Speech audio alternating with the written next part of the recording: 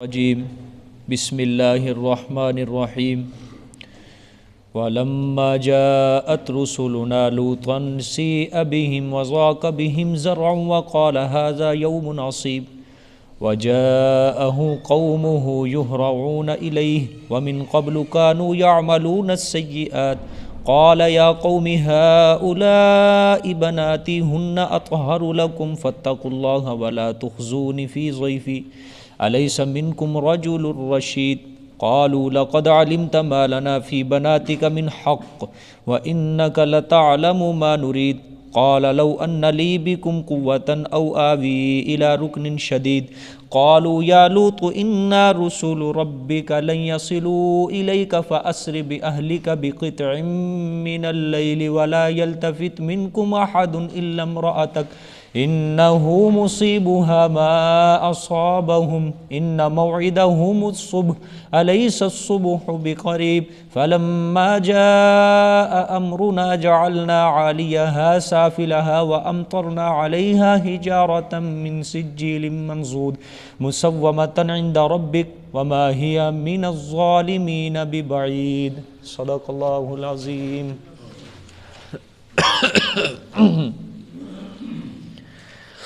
کل کے سبق میں چوتھا قصہ حضرت ابراہیم علیہ السلام کا بیان ہوا. آج کے سبق میں اللہ تعالیٰ پانچواں قصہ حضرت سیدنا لوط علیہ السلام کا بیان فرمائیں گے، اور یہ قصہ بھی دوسرے دعوے ہی کے متعلق ہوگا. اور دوسرا دعویٰ اللہ کے سوا کوئی عالم الغیب نہیں. اللہ تعالیٰ فرمائیں گے دیکھو اے مشرکین، تم انبیاء کو عالم الغیب کہتے ہو. حضرت لوط علیہ السلام کے پاس میرے فرشتے انسانی شکل میں گئے، بشر کی شکل میں گئے، لیکن حضرت لوط علیہ السلام بھی اپنے سامنے بیٹھے فرشتوں کو، اپنے مہمانوں کو پہچان نہ سکے. جو ہستی، جو ذات اپنے سامنے بیٹھے مہمانوں کو نہ پہچان سکے، ان کی حقیقت کا اندازہ نہ لگا سکے، وہ عالم الغیب نہیں ہو سکتا، وہ ہر کسی کے حالات سے واقف نہیں ہو سکتا. ترجمہ دیکھیں، وَلَمَّا جَاءَتْ رُسُلُنَا لُوطًا سِيءَ بِهِمْ، اور جب آئے ہمارے فرشتے لوط علیہ السلام کے پاس بے ریش خوبصورت لڑکوں کی شکل میں. جب آئے ہمارے فرشتے لوط علیہ السلام کے پاس بے ریش خوبصورت لڑکوں کی شکل میں، سِيءَ بِهِمْ، تو غمناک ہوئے ساتھ ان کے، وَضَاقَ بِهِمْ ذَرْعًا، اور تنگ دل ہوئے ساتھ ان کے دل کے اندر، تنگ ہوئے ساتھ ان کے دل کے اندر. وَقَالَ هَذَا يَوْمٌ عَصِيبٌ، اور کہا یہ دن بڑی مصیبت کا دن ہے. عصیب، بڑی مشکل دن ہے یہ.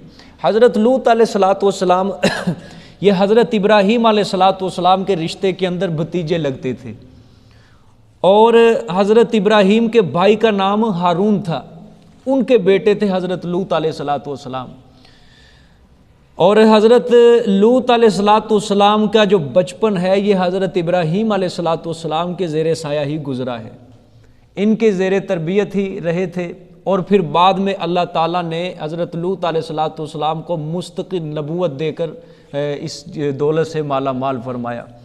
اور حضرت ابراہیم علیہ السلام نے اپنی زندگی میں جتنی بھی ہجرتیں کی ہیں، ان ہجرتوں میں حضرت لوط علیہ السلام بھی حضرت کے ساتھ ساتھ رہتے تھے. جس طرح حضرت لوط علیہ السلام کے بارے میں اللہ قرآن پاک میں فرمایا فآمن لہ لوط، پس ایمان لائے واسطے اس کے لوط علیہ السلام، وقال انی مہاجر، کہ میں ہجرت کرنے والا ہوں طرف اللہ کے. اس سے یہی مراد ہے کہ ایک وطن چھوڑ کے، اپنا اصلی وطن چھوڑ کے کسی اور وطن جانا، یہ حضرت ابراہیم علیہ السلام کے ساتھ ہی ان کی ہجرتیں ہوتی رہتی تھیں. پھر بعد میں جب یہ مستقل اپنی جوانی کو پہنچے تو اللہ تعالیٰ نے ان کو نبوت سے سرفراز فرمایا.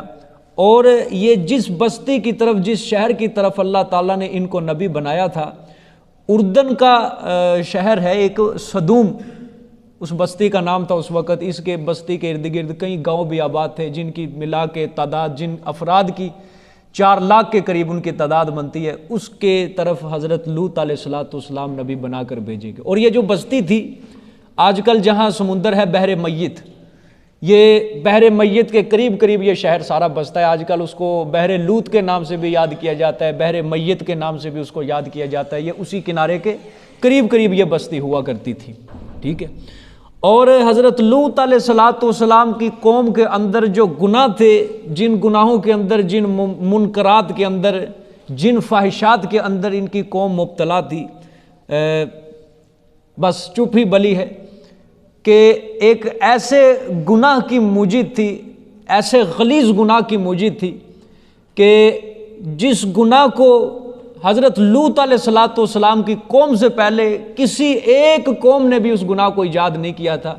گویا اس گناہ کی پہلی مجد اول جو تھی ایجاد کرنے والی اس گناہ کو، پہلی قوم حضرت لوط علیہ السلام کی تھی کہ ایک فطرتی عمل کہ عورتوں سے نکاح کر کے ان سے اپنی خواہشات کو پورا کرنا، اس کو چھوڑ کر وہ ایک غیر فطرتی فعل ہم جنس پرستی، لڑکوں سے اپنی خواہشات کو وہ پورا کیا کرتی تھی، یہ ایسے فعل کے اندر مبتلا تھی۔ گویا سب سے پہلے اس دنیا کے اندر اس گندے فعل کی، اس غلیظ فعل کی جو نجات بنیاد ڈالی ہے، یہ حضرت لوط علیہ السلام کی قوم تھی۔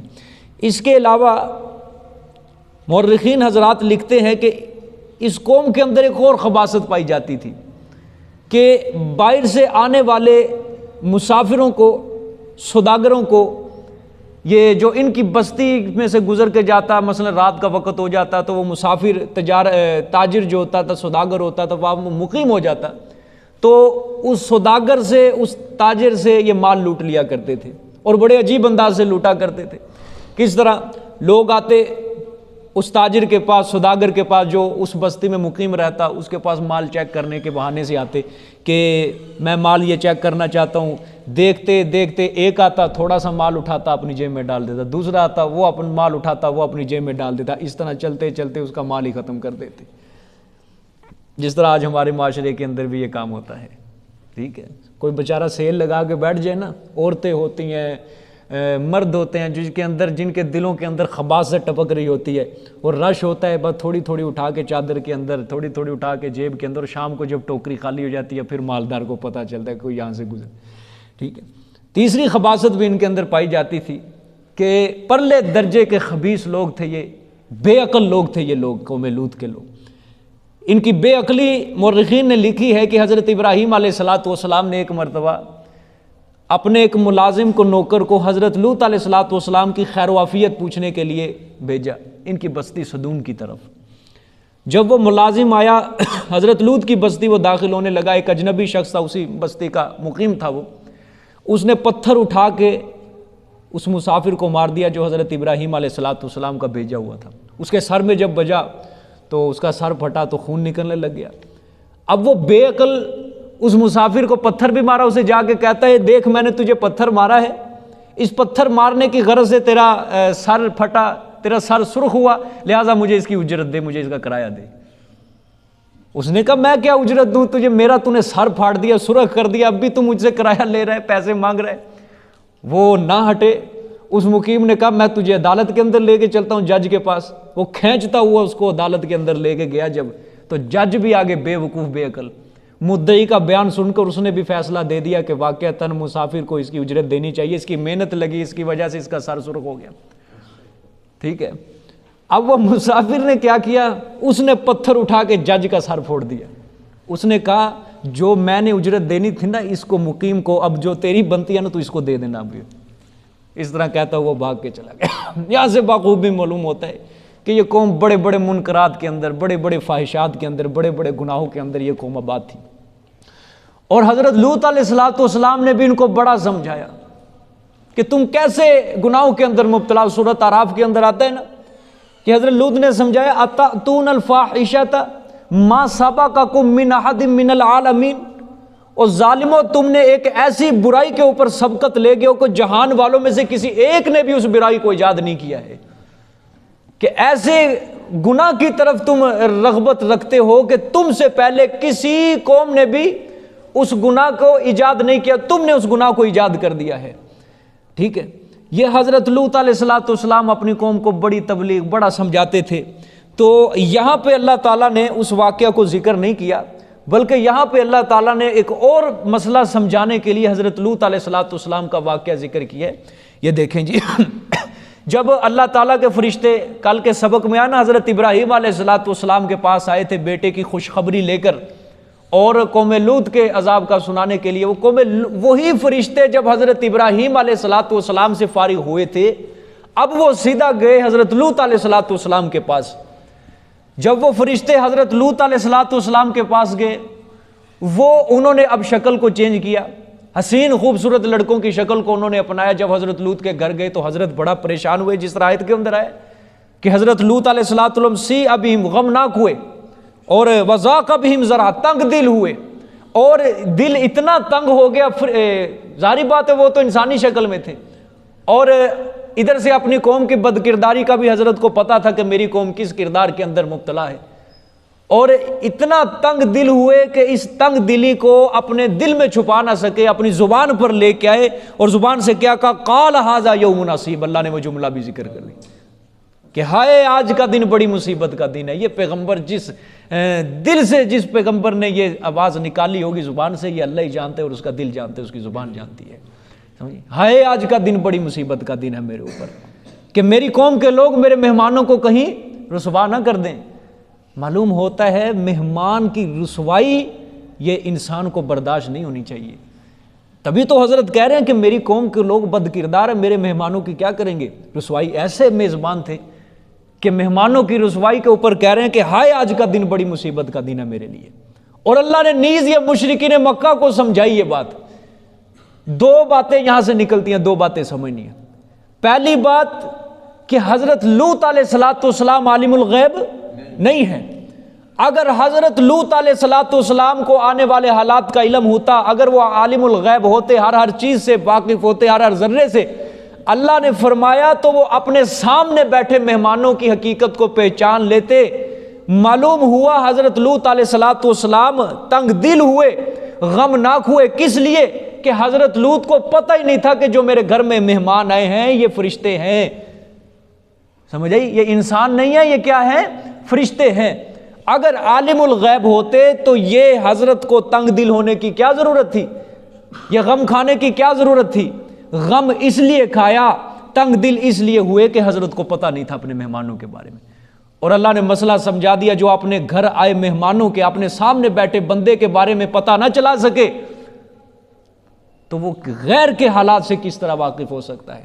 آج کل تو لوگوں کو سمجھایا جاتا ہے پیر صاحب عالم الغیب، تو دور کی بات پیر صاحب کی بلی بھی عالم الغیب ہوتی ہے. پیر صاحب کے جو جانور رکھے ہوتے ہیں کتے بلے، وہ بھی عالم الغیب ہوتے ہیں. پھر لوگوں کو ہنسانے کے لیے، اس کے اوپر مذاق اڑانے کے لیے لطیفے سنائے جاتے ہیں. کہتے ہیں ایک پیر صاحب کے گھر میں مہمان آگے 5، بلی عالم الغیب تھی. بلی، اس کو آنے والے حالات کا علم تھا. بلی نے کہا کہ یہ مہمان کتنے آئے؟ بلی سے پوچھا کون آیا؟ بلی نے کہا مہمان آئے. کتنے ہیں جی؟ 4 مہمان ہیں. اچھا، وہ بلی کو کہا مہمان تو 5 ہے، تو کس طرح 4 بتا رہی ہے؟ بلی نے کہا مہمان 4 یا 5واں جو ہے وہابی ہے. وہ سمجھ آئیے 4 مہمان ہے، 5واں وہابی ہے. وہ مہمان کو اندر شمار نہیں کیا اس نے. اللہ معاف کرے، اللہ کی صفت ہے یہ عالم الغیب. اس کو اتنا مذاق بنانا، اللہ توبہ. تو ایک مسئلہ تو یہ نکلتا ہے. اور دوسرا مسئلہ، مشرکین انبیاء کو سمجھتے تھے کہ یہ ہماری مشکل کشائی کرتے ہیں. ابراہیم علیہ السلام، حضرت اسماعیل، وہ تو انبیاء کے قائل تھے اور سمجھتے تھے کہ یہ ہماری مشکل کشائی کرتے ہیں، ہر حاجت ہماری پوری کر دیتے. اللہ نے فرمایا دیکھو حضرت لوط علیہ السلام کے اوپر مشکل آئی اور وہ زبان سے کہہ رہے ہیں کہ آج کا دن بڑی مصیبت کا دن ہے. اور جو مشکل کشا ہوتا ہے، جو حاجت روا ہوتا ہے، جو الہ ہوتا ہے، وہ یہ نہیں کہتا کہ آج کا میری مصیبت کا دن ہے. جو الہ ہوتا ہے اس کے اوپر مصیبت نہیں آتی، وہ مصیبتوں کو ٹالتا ہے. اور جو الہ ہوتا ہے وہ اپنی زبان سے یہ لفظ کبھی ادا نہیں کرتا کہ میرے اوپر مصیبت آئی ہے. ہاں، وہ مصیبتوں کو دور کیا کرتا ہے. الہ وہ ہوتا ہے جس نے ابراہیم کی مصیبت کو دور کر دیا، اور جس نے یونس کی مصیبت کو دور کر دیا، جس نے زکریا علیہ السلام کو بڑھاپے کی عمر میں اولاد سے نوازا. جس نے نوح علیہ الصلوۃ والسلام کی مصیبت کو دور کیا، جس نے آدم علیہ الصلوۃ والسلام کی مصیبت کو دور کیا، جس نے عیسیٰ علیہ الصلوۃ والسلام کی مصیبت کو دور کیا، جس نے موسیٰ علیہ الصلوۃ والسلام کی مصیبت کو دور کیا، وہ الہ ہوتا ہے جس کے اوپر مصیبت آ جائے اور جو زبان سے یہ کہنے لگ جائے کہ میرے اوپر مصیبت ہے آج کا دن، تو وہ الہ نہیں ہوتا کبھی بھی۔ ٹھیک ہے، آگے دیکھیں جس چیز کا حضرت لوط علیہ الصلوۃ والسلام کو خدشہ تھا نا، وہی واقع ہو گیا جس کا اندیشہ۔ وَلَمَّا جَاءَتْ رُسُلُنَا لُوطًا سِیءَ بِهِمْ وَضَاقَ بِهِمْ ذَرْعًا وَقَالَ هَٰذَا یوم عصیب۔ آگے وَجَاءَهُ قَوْمُهُ يُهْرَعُونَ إِلَيْهِ وَمِن قَبْلُ كَانُوا يَعْمَلُونَ السَّیِّئَاتِ، اور آئی اس کی قوم یہرعون دوڑتی ہوئی۔ سنا مورخین نے لکھا ہے کہ حضرت لوط علیہ الصلوۃ، جس طرح قرآن پاک میں بھی آئے گا کہ حضرت لوط علیہ الصلوۃ والسلام کی بیوی حضرت کے اوپر ایمان نہیں لائی تھی اور یہ منافقہ تھی۔ اس نے جا کے قوم کے لوگوں کو بتا دیا کہ آج میرے خاوند کے گھر میں ایسے ایسے لڑکے آئے ہیں خوبصورت، اس نے جا کے بتایا۔ تو قوم کے لوگوں کو جب پتہ چلا تو وہ دوڑتے ہوئے آئے الیہ طرف نوح علیہ الصلوۃ والسلام کے۔ وَمِن قَبْلُ كَانُوا يَعْمَلُونَ السَّیِّئَاتِ، اور اس سے پہلے بھی تھے وہ کرتے برے کام۔ اللہ نے فرمایا آج ہی نہیں، جب لوط کے گھر میں مہمان ہے، اس سے پہلے بھی یہ ظالم برے برے کام کیا کرتے تھے۔ یا دوسرا مطلب لے لو کہ جب قوم نے یہ خبر سنی کہ لوط کے گھر میں خوبصورت لڑکے آئے ہیں، تو یہ بد اتوار بد کردار قوم بھاگتی ہوئی حضرت لوط علیہ الصلوۃ والسلام کے پاس آئی۔ اللہ نے فرمایا یہ قوم تو ہے ہی بد کردار، کیونکہ یہ قوم شرم و حیا کی حد سے نکل چکی تھی، یہ بے شرم ہو چکی تھی، یہ قوم بے حیا ہو چکی تھی یہ قوم، جس طرح آج ہمارے لوگوں کا حال ہے، جس طرح یہ منار پاکستان والا واقعہ یہ پیش آیا۔ حد سے نکل گئی قوم، جو ہوتے ہی اس کام کے اندر ملوث ہے، ان کے نزدیک کیا شرم و حیا کوئی چیز مانے رکھتی ہے؟ شرم و حیا، جب شرم و حیا کی حد کراس کر جائے، شرم و حیا نکل جائے قوم کے دل سے، پھر یہی حالات ہوتے ہیں جو منار پاکستان میں ہوئے تھے۔ پھر یہی حالات ہوتے ہیں کہ عورت سرے بازار میں بے عزت کی جاتی ہے، اور جو مرد بے عزت کرنے والے ہوتے ہیں ان کے اندر بھی شرم و حیا نہیں ہوتی، ہم کر کے آ رہے ہیں کام۔ سمجھ آ گیا؟ یہی حال ہے آج جو ہماری قوم کا ہے۔ اللہ نے فرمایا وہ تو وہ تو اس سے پہلے بھی تھے، وہ برے برے عمل کرتے۔ آگے قوم حضرت لوط علیہ الصلوۃ والسلام کا جواب ہے یہ، قال یا قوم ہؤلاء بناتی ہن اطہر لکم فاتقوا اللہ ولا تخزونی فی ضیفی۔ کہا حضرت نے اے میری قوم کے لوگو، ہؤلاء بناتی، یہ میری بیٹیاں ہیں، ہن اطہر لکم، وہ زیادہ پاکیزہ ہیں واسطے تمہارے، فاتقوا اللہ، اللہ سے ڈرو، ولا تخزونی فی ضیفی، اور نہ تم رسوا کرو میرے مہمانوں کے بارے میں مجھے۔ آیت کے اندر لفظ دیکھیں ہؤلاء بناتی، یہ میری بیٹیاں، یہ زیادہ پاکیزہ ہیں۔ کیا مطلب ہے اس کا؟ حضرت اپنی بیٹیوں کے بارے میں فرما رہے ہیں؟ نہیں، بعض لوگوں نے یہاں لکھ مارا ہے کہ حضرت کی اپنی بیٹیاں مراد ہیں، حضرت فرمانا چاہتے ہیں یہ میری بیٹیاں، ان سے نکاح کرو، تم ان کے ساتھ اپنی خواہشات کو پورا کرو۔ یہ بات بالکل غلط ہے، کیونکہ تاریخ میں لکھا ہے کہ حضرت لوط علیہ الصلوۃ والسلام کی زیادہ سے زیادہ 4 بیٹیاں تھیں، تو قوم کے اتنے لوگ تھے، 4 بیٹیاں، کس کس کے ساتھ اس کا نکاح ہوتا؟ یہ بات بالکل غلط ہے، یہ ٹھیک نہیں۔ اصل بات کیا ہے؟ بناتی سے مراد وہ لوگ جو حضرت کے دروازے پہ آئے ہوئے تھے اور ان کے بیویاں جو ان کے گھروں میں بیٹھی ہوئی تھیں، حضرت ان بیویوں کو اپنی بیٹیاں کہہ رہے ہیں۔ ان کو کیا کہہ رہے ہیں؟ اپنی بیٹیاں کہہ رہے ہیں۔ قانون ہے کہ جو علاقے کا چودھری ہوتا ہے، وڈیرا ہوتا ہے، بستی کا جو بڑا ہوتا ہے، وہ اپنی بستی کی عورتوں کو اپنی کیا کہتا ہے؟ بیٹیاں۔ آج سے کچھ سال پہلے چلے جاؤ، بستیوں کے اندر جو قوم کے وڈیرا ہوتا تھا، بڑا چودھری ہوتا ہے، ناظم ہوتا تھا جو بستی کا، وہ اس بستی کی رہنے والی عورتوں کو کیا سمجھتا تھا؟ اپنے بیٹیاں سمجھتا تھا۔ بلکہ آج کل کے زمانے میں تو یوں نہیں، آج کل تو جو قوم کا بڑا ہوتا ہے، ناظم ہوتا ہے، MP ہوتا ہے، وہی بڑا درندہ بنا ہوا ہوتا ہے۔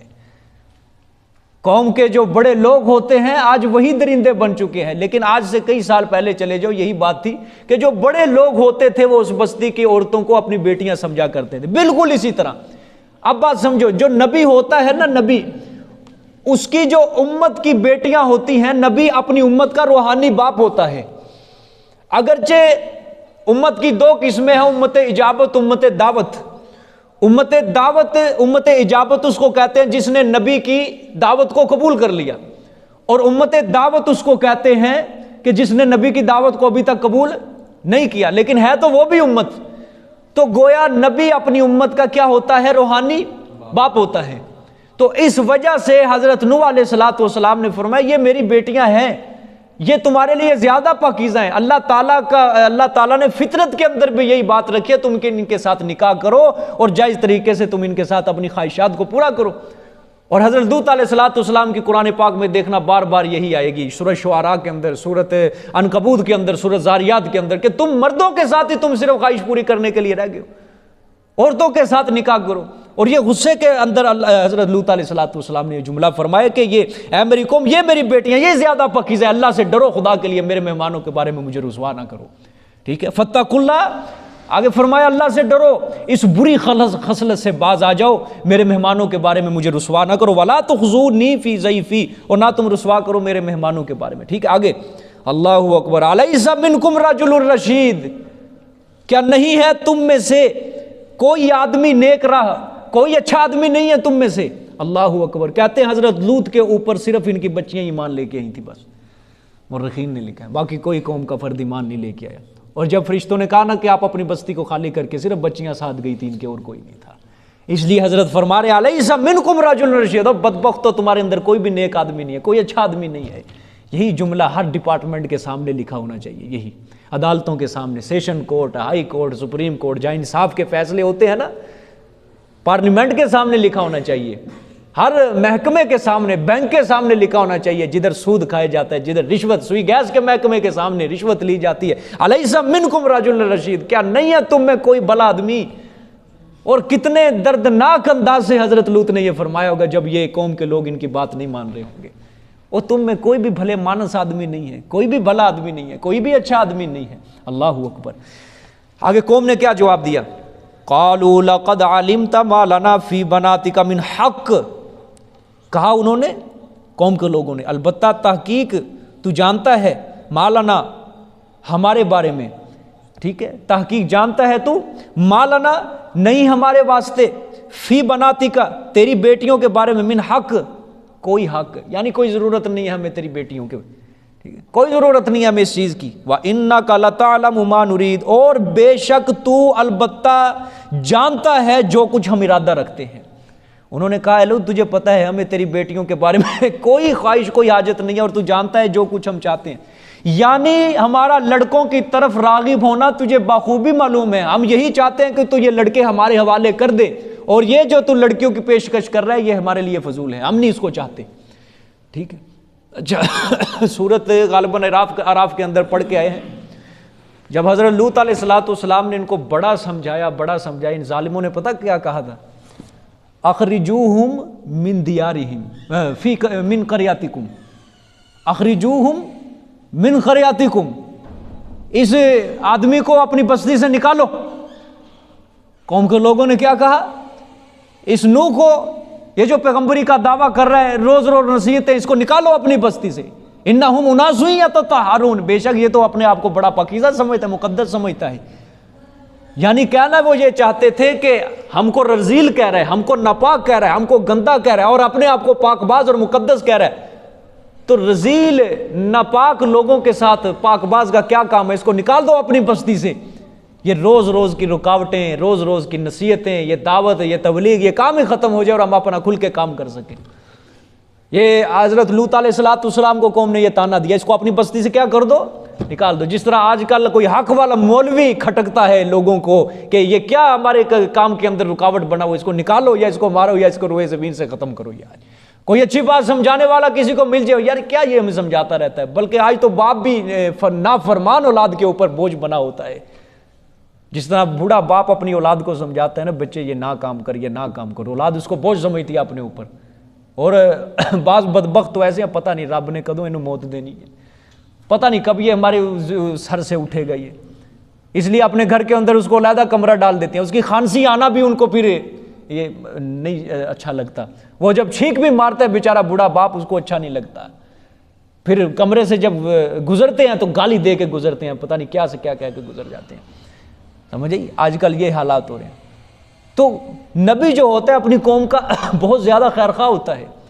اب ظاہری بات ہے پیغمبر کو تو پتہ ہے اگر یہ میری بات کو نہیں مانیں گے، نہیں میرے اوپر ایمان لائیں گے، اللہ نے ان کو عذاب دینا ہی دینا، پیغمبر کو تو پتہ ہے۔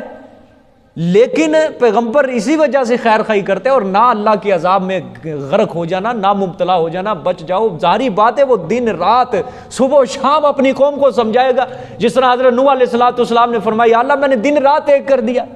حضرت لوط علیہ السلام بھی سمجھاتے ہو گے اپنی قوم کو، دن رات سمجھا رہے ہیں، تو قوم کے لوگ بھی اس کو کیا سمجھ رہے ہیں؟ اپنے اوپر بوجھ سمجھ رہے ہیں، کیا صبح و شام دوپہر ہم کو نصیحتیں تبلیغی۔ جو قوم گناہ کے اندر بہت زیادہ ملوث ہو جاتی ہے نا، پھر وہ مولوی سننا، پھر وہ اچھی نصیحتیں سننا وہ نہیں سمجھتے آج ایک جگہ۔ جس طرح آج موبائل ہو نا بندے کے ہاتھ میں، فیس بک چلا رہا ہے، یوٹیوب چلا رہا ہے، کوئی مولوی آئے گا بس نہیں یہ پتہ نہیں کیا بات کرے گا، جو گند آئے گا پھر وہ اس کو دیکھیں گے۔ یہی ہے نا، یہی چل رہا ہے آج۔ اگر موبائل کے اندر گندی چیز ہے، فحش چیز ہے، اس کو دیکھ، وہ چاہے گھنٹے کی ہے، 2 گھنٹے کی، 3 گھنٹے کی، اس کو دیکھنا ہے تسلی کے ساتھ۔ لیکن اگر کوئی اچھی چیز آ جائے، چاہے 2 منٹ کی، 3 منٹ کی، 4 منٹ، نہیں مولوی ہے چھوڑو، پر پتہ ہے اس نے قرآن حدیث کی بات کرنی ہے، اللہ رسول، چھوڑو اس کو، نہیں چھوڑو۔ اور ہر محفل مجالس کو اچھی مجلس لگی ہوئی ہے، اس کے اندر تھوڑے لوگ نظر آئیں گے آپ کو، 4 5 6 7 8۔ اور اگر گندی مجلس، جوئے کی مجلس لگی ہے، فحش مجلس لگی ہے، اس کے اندر آپ کو لاکھوں نظر آئیں گے، ہزاروں نظر آئیں گے، سینکڑوں کی تعداد میں نظر آئیں گے۔ یہ حال ہے ہماری قوم کا آج، یہی حال ہے، ٹھیک ہے۔ اس لیے انہوں نے کہا تھا انہم اناس یتطہرون، اس پاک باز اپنے آپ کو بنا پڑتے، اس کو نکالو اپنی بستی سے۔ یہ روز روز کی رکاوٹ، یہ تبلیغ ہے۔ یاد رکھنا اس قوم نے بھی زمین کو بڑا گندا کر دیا ہے، اور آپ کو پتہ ہے جب گلی کا گٹر بند ہو جائے نا، ہم اس کے عیسائی کو بلاتے ہیں صاف کرنے کے لیے، جب اللہ کی زمین گندی ہو گئی نا، اللہ تعالیٰ نے بھی پھر صفایا کرنا ہے ایک نہ ایک دن۔ یا اللہ طوفان بھیجے گا، یا سیلاب بھیجے گا، یا زلزلے بھیجے گا اللہ تعالیٰ، یا اللہ دلوں کا سکون ہی چھین لے گا۔ میں نے ان کو آرام سے جینے نہیں دینا۔ اور یاد رکھنا ایک ہے عذاب بندہ صفحہ ہستی سے نیست و نابود ہو، یہ الگ بات ہے، چلو ٹھیک ہے، کڑ کے تو نہیں منو رہے، لیکن آج دیکھو کیسے کیسے عذاب ہے ہمارے اوپر، سکون ہی نہیں دلوں کا، اطمینان ہی نہیں ہے، کچھ بھی نہیں ہے۔ پہلی قوموں کے اوپر عذاب آتا تھا نا، جب عذاب آتا تو انہیں تب بھی سکون نصیب ہوتا تھا۔ جیسے قوم عاد کے اوپر آنے لگا نا بادل، خوش ہوئے تھے کہ نہیں؟ خوش ہوئے تھے، یہ برسے گا ہمارے اوپر، لیکن ان کو نہیں پتا تھا بیچارے اوپر یہ عذاب آئے گا۔ لیکن یہاں تو سکون ہی نہیں ہے، اطمینان ہی نہیں ہے، گھر گھر لڑائی جھگڑے فساد، بھائی کو بھائی کے اوپر اعتماد نہیں ہے، ہمسائے کے بارے میں کسی کو نہیں پتا، کون آ رہا ہے، کون جا رہا ہے، کون مر رہا ہے، کسی کو کوئی پتہ نہیں ہے۔ تھوڑا سا کسی کو ہاتھ بھی ٹچ ہو جائے غلطی سے، لڑنے مرنے کے لیے تیار ہو جاتے ہیں، چاہے مسجد کے اندر، چاہے کہیں باہر، گھٹنے کے ساتھ گھٹنا بھی کسی کا ٹچ ہو جائے نا، لڑنے مرنے کے لیے لوگ تیار ہو جاتے ہیں۔ سکون نہیں ہے، اتفاق نہیں، بھائی چارہ اللہ نے چھین لیا اس قوم سے۔ یہی کام ہونے ہیں جب ہم نے اللہ کے احکامات کو پورا نہیں کرنا، قرآن اور حدیث کے اوپر جب ہم نے عمل نہیں کرنا، تو یہی کام ہوتے ہیں۔ پھر اللہ معاف فرمائے۔ کیا قوم نے کہا، کہا انہوں نے، لقد علمت، البتہ تحقیق تو جانتا ہے، ما لنا، نہیں ہے ہمارے لیے، فی بناتک، تیری بیٹیوں کے بارے میں، من حق، کوئی حق، کوئی ضرورت، وَإِنَّكَ لَتَعْلَمُ مَا نُرِيدُ، اور بے شک تو البتہ خوب جانتا ہے جو کچھ ہم ارادہ کرتے ہیں۔ یعنی یہ لڑکوں کی طرف رغبت کرنا، یہ تجھے بخوبی معلوم ہے کہ ہمارے حوالے اپنے مہمان کر دے، اور یہ لڑکیوں کی پیشکش کرنا یہ ہمارے لیے فضول ہے تیرے لیے۔ اللہ اکبر۔ قال لو ان لی بکم قوۃ، حضرت نے فرمایا لو ان، کاش، بے شک، لی، میرے لیے، بکم، ساتھ تمہارے مقابلے کی، قوتن، کوئی طاقت ہوتی۔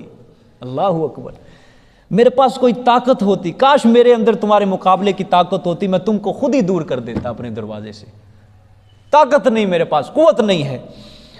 او آوی الی رکن شدید، یا جگہ پکڑتا میں طرف قبیلے مضبوط کے، رکن شدید، طرف قبیلے، کہ اگر میرا کوئی کنبہ، قبیلہ، برادری ہوتی اور مضبوط ہوتا وہ طاقتور، تو میں اس کی مدد سے کے ذریعے میں تمہیں اپنے دروازے سے دور کر دیتا۔ لیکن کیا کروں، میرے پاس دونوں چیزیں نہیں ہیں، میرے پاس طاقت نہیں ہے، اور میرے پاس کوئی قبیلہ کنبہ بھی مضبوط نہیں ہے کہ جس کی مدد سے میں اپنے دروازے سے تم کو دور کر دوں۔ ٹھیک ہے کہ نہیں؟ یہاں سے بھی معلوم ہوتا ہے کہ انبیاء مشکل کشا نہیں ہوتے، حاجت روا نہیں ہوتے۔ یہ حضرت اپنے اوپر یہ مشکل دیکھو اللہ نے خود بیان کیا ہے، ٹھیک ہے۔ اور سب سے بڑا مسئلہ اللہ نے یہی بیان کیا ہے کہ پیغمبر عالم الغیب نہیں ہوتے، عالم الغیب نہیں ہوتے۔ یہ آگے آئے گا نا مسئلہ، پھر میں آپ کو سمجھاتا ہوں، پورا واقعہ بھی سن لو۔ تو حضرت نے فرمایا کاش میرے لیے کوئی قوت ہوتی، یا کوئی کنبہ قبیلہ مضبوط ہوتا، جس کی وجہ سے میں سہارے سے تمہیں اپنے دروازے سے دور کر دیتا، لیکن کیا کروں۔ اللہ اکبر. جب یہ سارا کام ہو گیا نا، حضرت ان سے گفتگو فرما رہے ہیں، مناظرے کر رہے ہیں، سارے جھگڑے لڑائی، فرشتے بھی پیچھے بیٹھے سارا منظر دیکھ رہے تھے، چلنے دو سارا کام اللہ کی حکمت کے مطابق. اب فرشتے بول رہے ہیں قالوا یا لوط انا رسول ربک، کہا فرشتوں نے اے لوط بے شک ہم قاصد ہیں تیرے رب کی طرف سے. سمجھ آئی کہ نہیں؟ تیرے رب کی طرف سے ہم کیا ہیں؟ قاصد ہیں، فرشتے ہیں بھیجے گئے ہیں. ٹھیک ہے، اب سمجھو یہ بات بھئی، اگر اللہ تعالیٰ کا مقصد صرف قوم لوط کو عذاب دینا ہوتا، فرشتے آتے سیدھا دروازہ کھٹکھٹاتے، حضرت لوط کو کہتے آپ یہاں سے جائیے، بس ہم یہاں عذاب دینے آئے ہیں.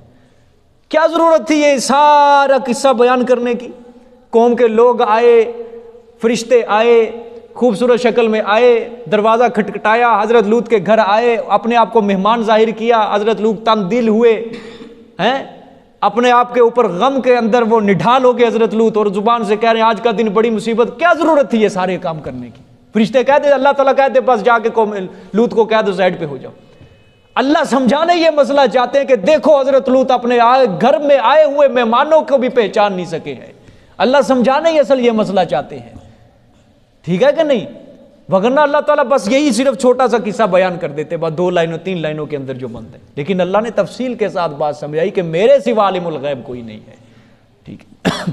قالوا یا لوط انا رسول ربک، کہا فرشتوں نے اے لوط بے شک ہم قاصد ہیں تیرے رب کی طرف سے، تیرے پروردگار کے. لن یصلوک الیک، ہرگز نہیں یہ پہنچ سکیں گے طرف تیرے. اللہ اکبر. جب حضرت لوط نے فرشتوں کی زبان سے یہ سنا ہوگا کہ یہ تو فرشتے ہیں، اور جب فرشتوں نے کہا ہوگا یہ تجھے کوئی نقصان نہیں پہنچا سکتے، دل کے اندر کتنی تسلی اور کتنی تسکین ہوئی ہوگی حضرت کو، یہ تجھے ہرگز نقصان تیری طرف نہیں پہنچیں گے. ہاں ایک بات سن لے، فَأَسْرِ بِأَهْلِكَ بِقِطْعٍ مِّنَ اللَّيْلِ، ہاں کہ پس لے چل تو، فَأَسْرِ لے چل، اسری کا مطلب جلدی لے چل، بِأَهْلِكَ اپنے اہل کو، بِقِطْعٍ مِّنَ اللَّيْلِ رات کے کسی حصے میں.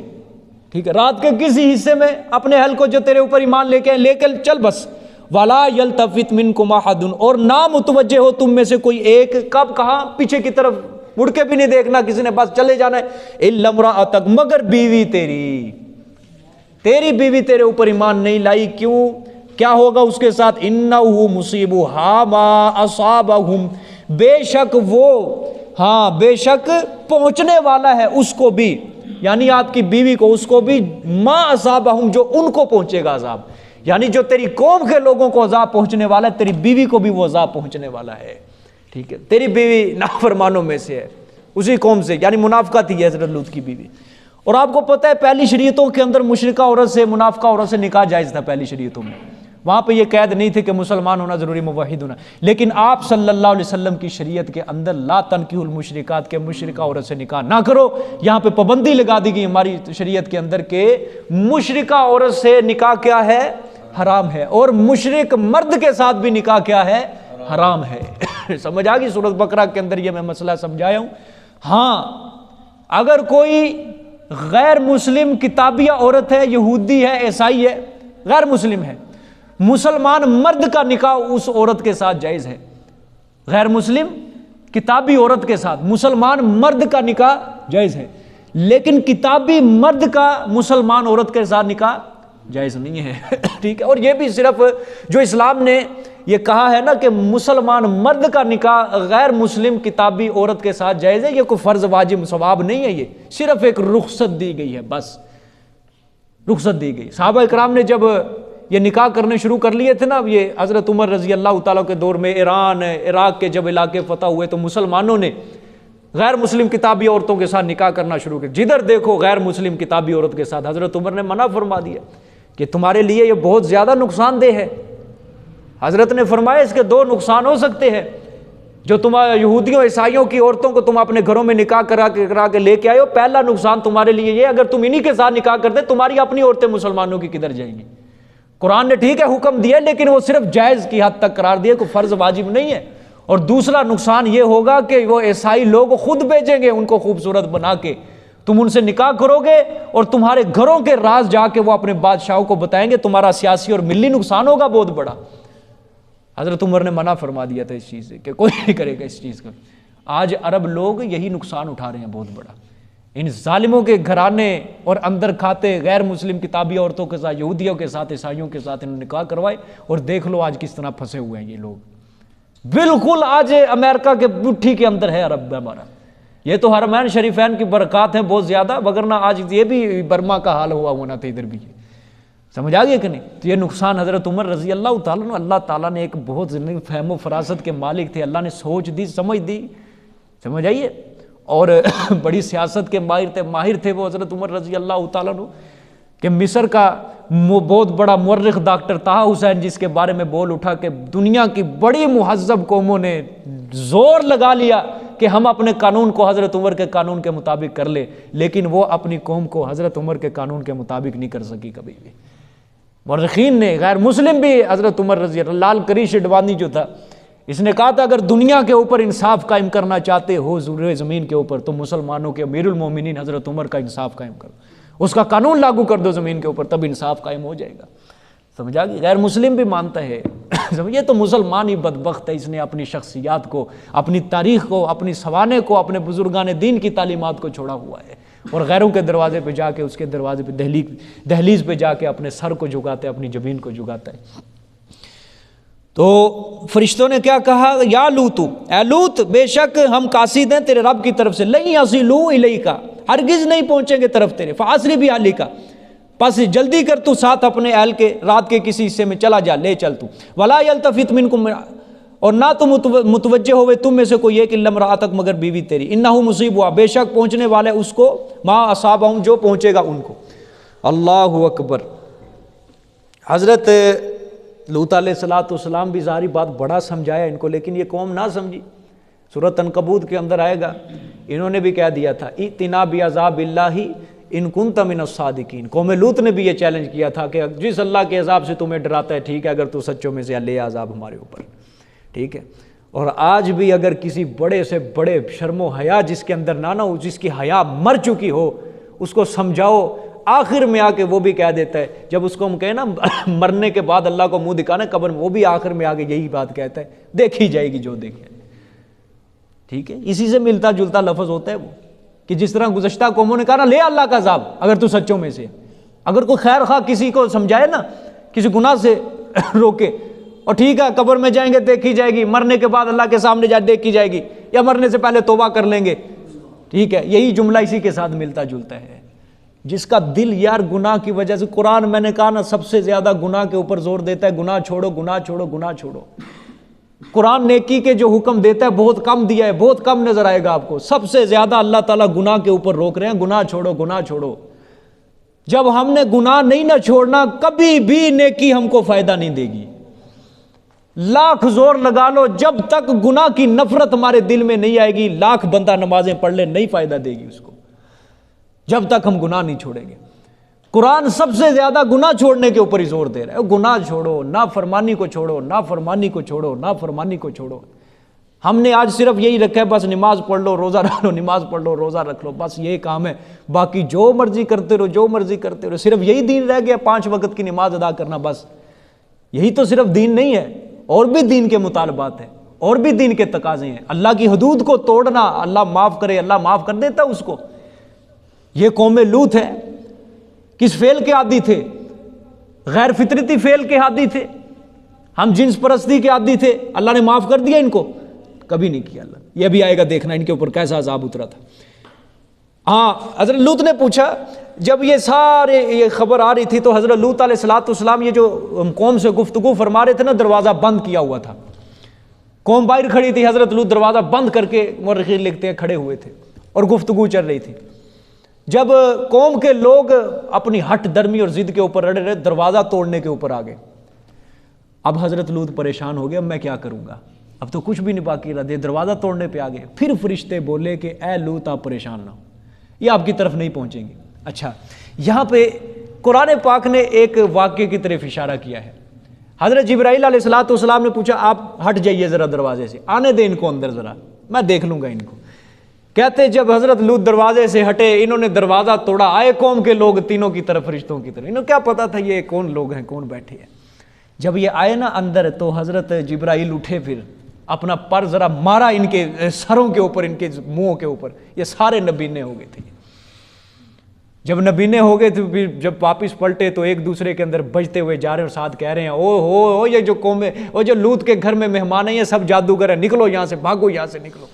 قرآن نے اس کی طرف صرف اشارہ کیا ایک، وَلَقَدْ رَاوَدُوهُ عَنْ ضَيْفِهِ، البتہ انہوں نے اس کے مہمانوں کے ساتھ جب برائی کا ارادہ کیا تو اللہ نے فرمایا فَطَمَسْنَا أَعْيُنُهُمْ، ہم نے ان کی آنکھوں کو مٹا دیا، ٹھیک ہے۔ اچھا فَذُوقُوا عَذَابِي وَنُذُرْ، اللہ نے فرمایا سو میری وعید کا، میرے عذاب کا چکھو مزہ بھی ہے۔ ابھی عذاب آیا نہیں تھا، ابھی اندھے ہوئے تھے یہ سارے، ٹھیک ہے۔ جو قوم کے لوگ دروازے پہ تھے نا، ان کی اللہ تعالیٰ نے کیا کر دیا، ان کو اندھا کر دیا، اور مورخین نے یہی واقعہ ذکر کیا ہے، حضرت جبرائیل علیہ السلام نے پر مارا تھا ان کو، ٹھیک ہے۔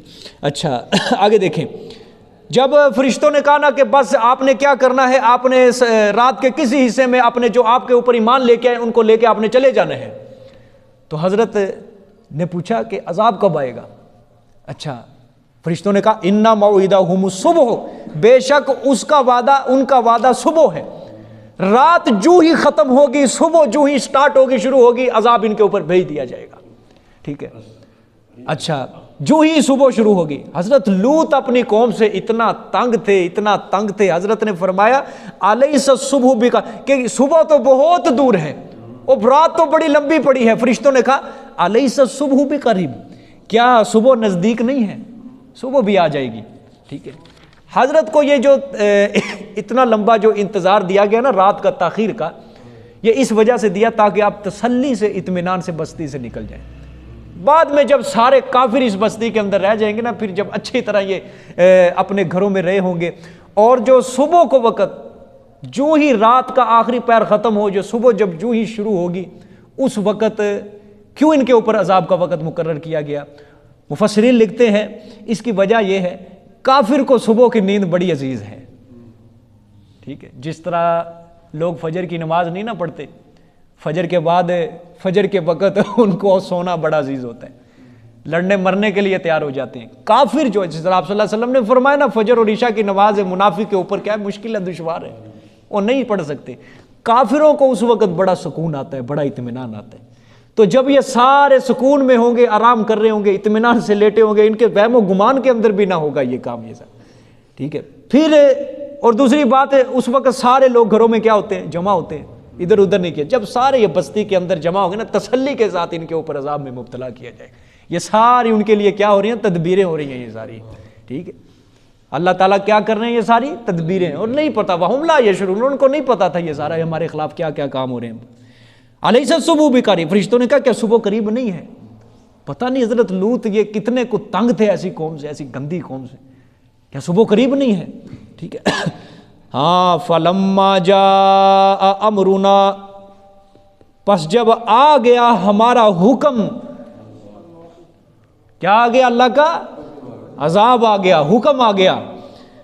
اللہ اکبر، جعلنا عالیہا سافلہا، ہم نے کیا اس بستی کے اوپر کو اس کے نیچے کے کیا کر دیا، پلٹ دیا، ایسے پلٹ دیا، اوپر کا حصہ ہاں نیچے، نیچے کا حصہ اوپر۔ اللہ اکبر، اللہ اکبر۔ اللہ نے دیکھو نسبت کس کی طرف کی ہے، جبرائیل کی طرف کی ہے، فرشتے کی طرف کی، ہم نے کیا۔ اللہ نے کہا ہم نے کیا ہے، جبرائیل نے نہیں کیا۔ حالانکہ شدید القوا حضرت جبرائیل کو یہ لقب دیا ہے قرآن پاک نے خود کے، طاقت والے، سخت مضبوط طاقت والے، لیکن اللہ نسبت کس کی طرف، فرشتے کا کمال نہیں، ہاں ہم نے کیا، ٹھیک ہے۔ ہم نے اوپر کا تختہ کیا، اس کا نیچے کا تختہ، یعنی بستی کو پہلے اکھاڑا گیا، ٹھیک ہے۔ حضرت جبرائیل نے بستی کو اکھاڑا اور اس کے اوپر کا تختہ جو تھا بستی کا نیچے اور نیچے کا اوپر کر دیا، ٹھیک ہے۔ اچھا پھر کیا ہوا، وَأَمْطَرْنَا، جہاں اوپر لے کے گئے نا، اب جہاں پہ مفسرین فرماتے ہیں پروں کے اندر لیا، او آسمان تک بستی کو لے کے گئے، جہاں آج تک کوئی بھی نہیں پہنچا، آسمان تک لے کے گئے۔ مورخین لکھتے ہیں کہ ان کے کتے مرغوں کی آوازیں اوپر والے آسمان نے بھی سنی تھی، ٹھیک ہے، وہم و گمان کے اندر بھی نہیں تھا۔ اور جب تھوڑا سا آپ کو پتہ ہے رات کو زلزلہ آ جائے تو لوگ کتنا پریشان ہو کے باہر نکلتے، اور اس بستی کو تو اکھاڑا گیا تھا یار، اکھاڑا گیا تھا۔ آج بھی اس کے کھنڈرات موجود ہیں، بحر میت و بحر لوط کے قریب اس کے کھنڈرات ہیں اس بستی کے، اور کہتے ہیں یہ اس سمندر کا پانی آج بھی کڑوا ہے، آبی جانور کوئی بھی سمندر میں زندہ نہیں رہ سکتا، اسی قوم کی بدبختی کی وجہ سے جہاں عذاب آیا تھا اللہ تعالیٰ کا۔ اور جب اس بستی کو اکھاڑا گیا پھر کیا ہوا؟ دے زمین پر مارا جبرائیل علیہ السلام نے۔ جب زمین پر مارا دے کے پھر سے یہی بس نہیں کہ اللہ کا غصہ نہیں ٹھنڈا ہوا، نہیں ہوا غصہ ٹھنڈا، پھر کیا کیا؟ وَأَمْطَرْنَا عَلَيْهَا حِجَارَةً مِّن سِجِّيلٍ، اور ہم نے بارش کی اوپر ان کے پتھروں کی من سجیل۔ کون سے پتھر تھے وہ؟ کھنگر کے پتھر۔ کھنگر کے پتھر کہتے ہیں یہ جانوے کے پتھر ہوتے ہیں۔ جانوا اس اینٹ کو کہتے ہیں جو آگ کے اندر پک کے کیا ہو جائے؟ کالی ہو جائے، سیاہ ہو جائے وہ اینٹ، وہ پتھر آگ کے اندر تپے ہوئے پتھر۔ اللہ نے فرمایا ہم نے یہ ان کو مارے تھے اوپر سے۔ فیل کون سا تھا؟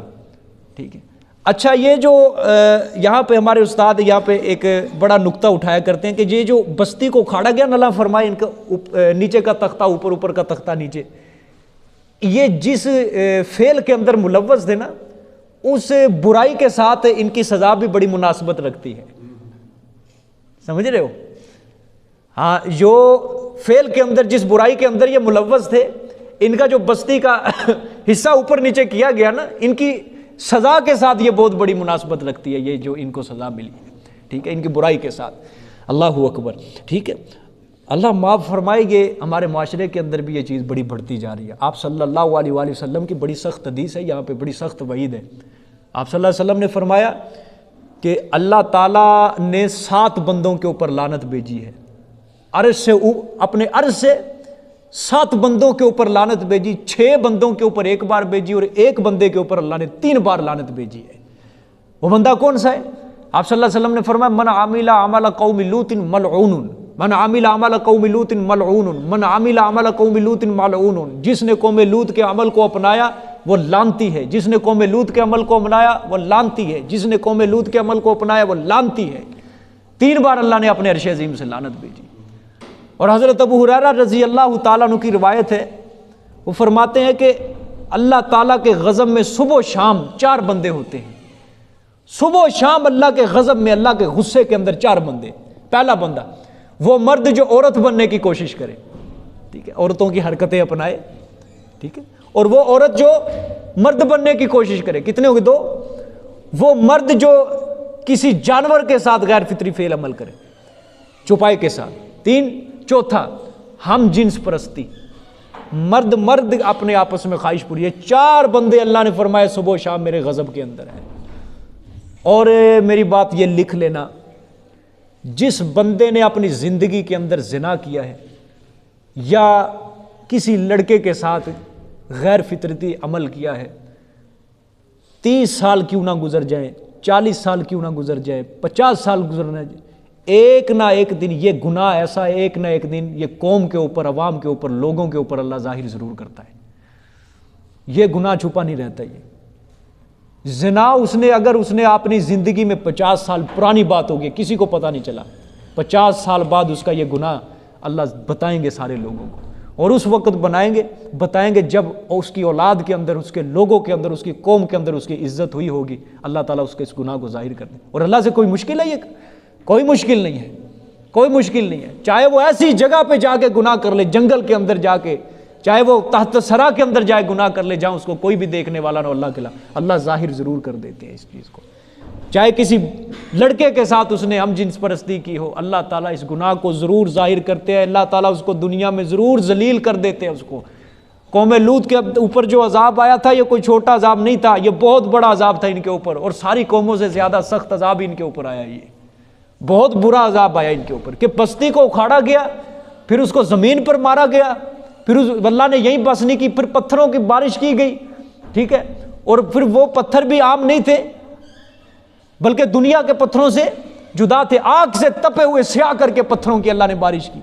اور صرف پتھر بھی یوں نہیں کہ ایسے ہی آ کے سیدھا زمین کے اوپر، نہیں، اللہ نے دیکھو کیا فرمایا، مسومۃ عند ربک، نشان زدہ تھے وہ تیرے رب کے ہاں، معین نشانے پر جس کو لگے۔ اللہ نے فرمایا نشانہ پورا پکا تھا ہمارا کہ یہ فلانے کافر کو لگے گا، یہ فلانے کافر کو، نشانے کے ساتھ لگائے گئے پتھر ان کو، کوئی پتھر زمین کے اوپر نہیں گرا، سیدھا کافر کو جا کے لگا وہ پتھر۔ اور یا دوسرا مطلب اس کا، اللہ نے فرمایا ہم نے عالم غیب سے ان پتھروں کے اوپر ان کافروں کے نام لکھ دیے تھے کہ یہ پتھر فلانے کافر کو مرے گا، فلانا کافر ہلاک ہو جائے گا، یہ پتھر فلانے کافر کو لگے گا، فلانا کافر ہلاک ہوگا. یہ اس طرح اللہ نے فرمایا نشان. ایک جگہ پہ سورۃ عنکبوت پہ آیا ہے کہ چنگھاڑ بھی ان کے اوپر آئی تھی، چنگھاڑ کا عذاب، یعنی نعرے جبرائیل بلند ہوا تھا. جب حضرت جبرائیل نے بستی کو اونچا کیا پھر چیخ بھی ماری تھی، جس طرح یہ حضرت شعیب علیہ السلام کی قوم کے اوپر یہ چیخ کا عذاب آیا، یہ اسی طرح حضرت صالح علیہ السلام کی قوم کے اوپر بھی چنگھاڑ حضرت جبرائیل علیہ السلام نے، جس سے دل دماغ کلیجے پھپھڑے پھٹ گئے ان کے. اللہ اکبر. آپ صلی اللہ علیہ وسلم نے فرمایا اگر تم دیکھو کہ دو مرد آپس میں ہم جنس پرستی کر رہی ہیں اور دونوں کو قتل کر دو، فاعل کو بھی مفعول کو بھی قتل کر دو دونوں کو. حضرت سیدنا صدیق اکبر رضی اللہ تعالیٰ عنہ کے زمانے میں یہ ایک ایسا واقعہ آیا تھا، یہ عراق کی طرف، یہ ایسا وہاں کے ایک صحابی نے یہ خط لکھ کے، حضرت خالد بن ولید رضی اللہ تعالیٰ نے یہ خط لکھ کے بھیجا حضرت سیدنا صدیق اکبر کو کہ حضرت یہاں پہ ایک ایسا مرد ہے جس کے ساتھ عورتوں والا کام کیا جاتا ہے. حضرت نے ساری شورا بلائی اپنی، حضرت علی بھی تھے، حضرت علی نے رائے دی کہ تمہیں پتہ ہے کہ یہ عمل جو ہے سوائے ایک قوم کے کسی نے بھی ایجاد نہیں کیا، کوئی بھی اس کا مرتکب نہیں ہوا، میری رائے اس میں یہ ہے اس کو جلا دیا جائے، اس کو راکھ کر دیا جائے. سارے صحابہ نے اس کے اوپر متفق ہو کے یہی مشورہ دیا، حضرت علی کی رائے کو قبول کیا کہ اس بندے کو ختم کر دیا جائے. سمجھ آئیے، یہ بہت بڑا اللہ کے نزدیک بہت بڑا گناہ ہے، گناہ کبیرہ ہے، اور اللہ اس کی سزا دے دیتے ہیں دنیا کے اندر. آخرت کے اندر جو رکھی ہے دنیا کے اندر بھی سزا اس کی. اور آگے فرمایا وَمَا هِيَ مِنَ الظَّالِمِينَ بِبَعِيدٍ، یہ اہل عرب کو خطاب ہے، اور نہیں ہے یہ بستی ظالمین سے، اور نہیں یہ عذاب ظالمین سے کچھ دور. اللہ نے فرمایا اہل عرب تم تجارت کرتے رہتے ہو، یہ بحر میت ہے نا، جو بحر لوط جس کو کہا جاتا ہے، اس کے کنارے سے یہ سارے لوگ گزرا کرتے تھے. شام کے علاقے کی طرف جب جاتے تھے نا، یہ ساری بستیاں اہل عرب جس طرح تجارت کرنے کے لیے جاتے تھے، یہ اسی سمندر کے کنارے سے گزرتے تھے. اللہ نے فرمایا دیکھ لو تم تجارت کی غرض سے جاتے رہتے ہو، ان بستیوں کو دیکھتے رہتے ہو، عبرت حاصل کرو کہ ہم اللہ تعالیٰ نے ایسی قوموں کے اوپر کس طرح عذاب بھیجے ہیں. ٹھیک ہے، اللہ اکبر. بس یہ آج کے لیے اتنا کافی ہے. انشاءاللہ کل کا مضمون حضرت شعیب علیہ السلام کا ہوگا. صدق اللہ.